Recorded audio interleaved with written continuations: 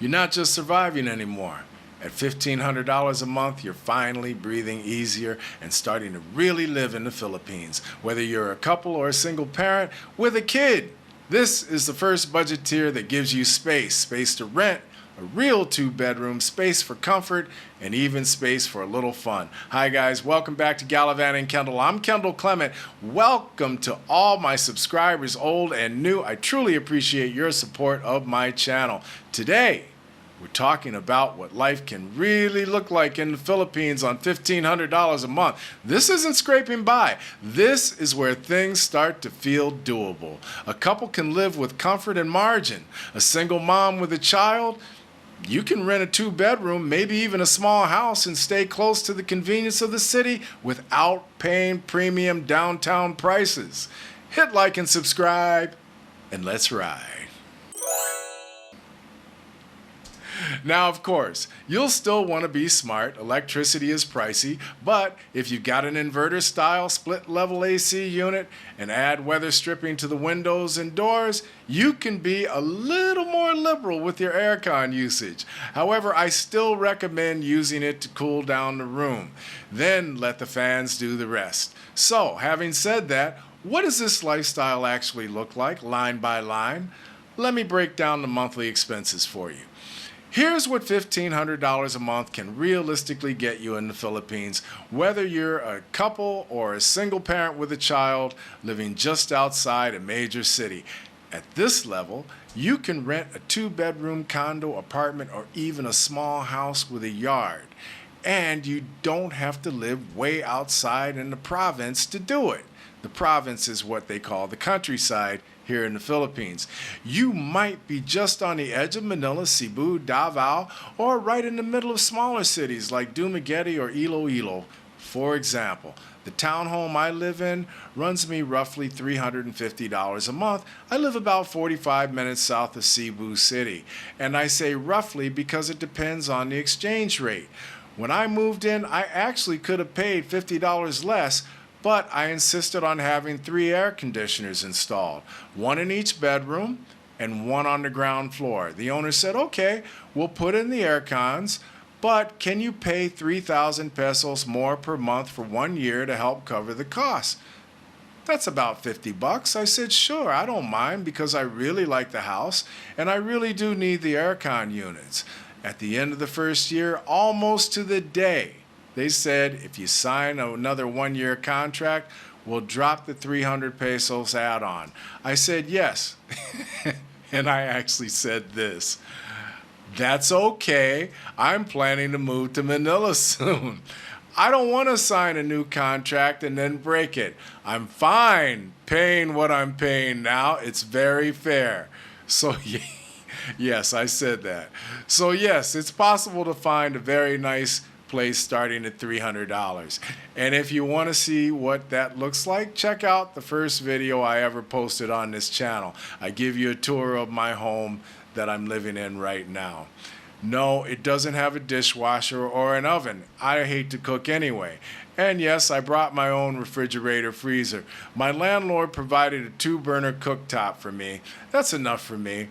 My home is comfortable, roomy, and about 120 square meters or 1,200 square feet. And if you have trouble visualizing square meters, the rule of thumb is just multiply square meters by 10, and that'll give you square feet. If you're used to looking at things in square footage, that should help you out. It's far more livable than most 2-bedroom places I saw in the U.S. Now, your biggest variable is electricity. It can range from $60 to $175 a month, depending on usage and your setup. If you've got a split level type inverter, aircon, and your place is weather stripped, you're going to be in a much better position. Water runs about $5 to $10 a month. Internet starts around $25 a month for Globe at 50 Mbps, but will be higher depending on the speed you need. For your total utilities, expect to pay between $90 and $185 a month, depending on your lifestyle and comfort level. And that really, I know that's a big range, but it really does depend on your lifestyle and your comfort level. I'm not exaggerating there. Groceries for 2 adults or one adult and a child can stay manageable at around $300 a month, especially if you shop at wet markets and cook at home. You'll eat well here: rice, fresh veggies, fruit, eggs, chicken, fish, pasta, oatmeal, and maybe even sneak in an occasional imported treat. A note about veggies. The produce is a bit different than in the U.S., and much of it you won't recognize when you first go to the supermarket. Iceberg lettuce heads are only about the size of a softball, but the price is fair. If you're like me and you prefer romaine for your salads, you're going to want to get them at S&R. My experience is that the romaine that's available in the local supermarkets is on the small side and wilted. You'll find romaine lettuce that's closer to your comfort level at S&R. S&R is the Philippines version of Costco, and a yearly membership is just under 800 pesos. That's less than $17 USD. You're moving to a foreign country. Everything is different here.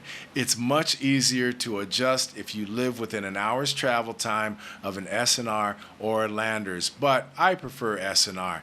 That way you can buy the foods you're familiar with. You'll be more comfortable. Without a car, you'll rely on jeepneys, tricycles, taxis, or Grab. Grab is Asia's version of Uber and Lyft. If you live near the city and keep your rides local, you might spend just $50 a month. If you're more mobile and take weekend trips, budget up to about $100. I ride a scooter, a Honda Click 155cc. I rent it for 4,300 pesos, which is around $75 USD a month.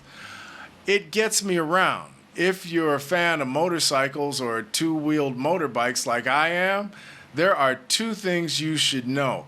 Most motorcycles, like we ride at home, like I used to have a Yamaha V-Star 1100, you can only ride here on Sundays. There's too much traffic and the streets and highways are too small. I recommend a scooter or a sport bike. It's also a bit more dangerous to ride here. Ride like the conservative Filipinos for your first year you're riding here, so you get used to the way things work out in the street when it comes to motorbikes. Follow them. If you opt for not having personal transportation, living near markets or malls can really help reduce transportation costs. On $1,500 a month, you can eat out a couple of times a week, or more often if you mix in budget-friendly spots like local carinderias, bakeries, and fast casual joints. A few times I've even taken a date out for street food, and dinner for two came to just $3 total. That's right, dinner for two for street food, $3 total. Fancy nights out? You've got room for one or two each month. Expect to pay $30 to $40 for dinner for two at a nice restaurant instead of $200 like you did on a date in Los Angeles. For your health care, basic care is very affordable here. You can join PhilHealth or set aside a cushion for private clinics, dental cleanings, and medication. PhilHealth is income-based. If you're bringing in $1,999 a month, the average Social Security income, your PhilHealth premium would hit the cap of $5,000 a month. That's roughly $88 a month in U.S., and that's at the current exchange rate. Go with $100 a month. PhilHealth doesn't cover much. Contact Michael Onstad on Facebook. He's an American expat insurance broker here in the Philippines. He can set you up with a nice, affordable health care plan. I don't get anything for referring you to him. He sets a lot of us expats up with nice health care plans that are affordable and offer much more than PhilHealth. Now your lifestyle starts to feel comfortable at $1,500 a month when we talk about your cell phone plan and entertainment.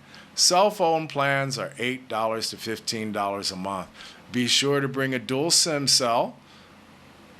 Go with T-Mobile on your U.S. number for one SIM and put your Philippines number on the other. Do not use AT&T. AT&T and T-Mobile are the only two U.S. carriers that work on the Globe network here in the Philippines. AT&T is a total ripoff. Go with T-Mobile. They have a great seniors plan and a great plan for veterans, and I'm talking about international plans. Streaming services are getting pricey, so choose wisely. Netflix with no ads is about $20 a month. Amazon Prime is $12. YouTube Premium is over $80 a month. Closer to $90 a month. I only got it for the Olympics and I dropped it immediately after. I don't use cable. Cable TV packages are about $20 a month and up, and that includes CNN, Fox News, National Geographic, HBO, Showtime, and more. You can get a gym membership for $25 a month. Weekend getaways. You can stay in Moal Boal for about $50 a month. It's nice down in Moal Boal.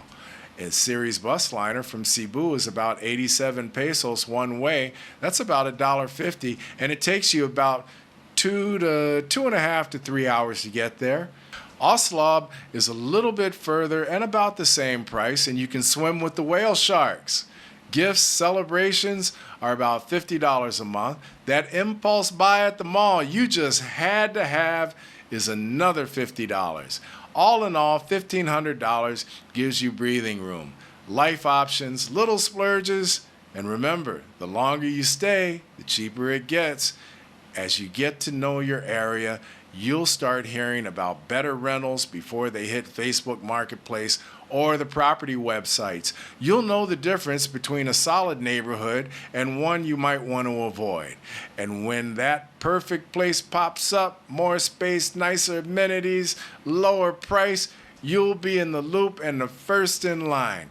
That's the local expat advantage you'll earn with time. Whether you're a couple, a single parent, or just someone ready to breathe easier, this is the level where lifestyle options start to open up.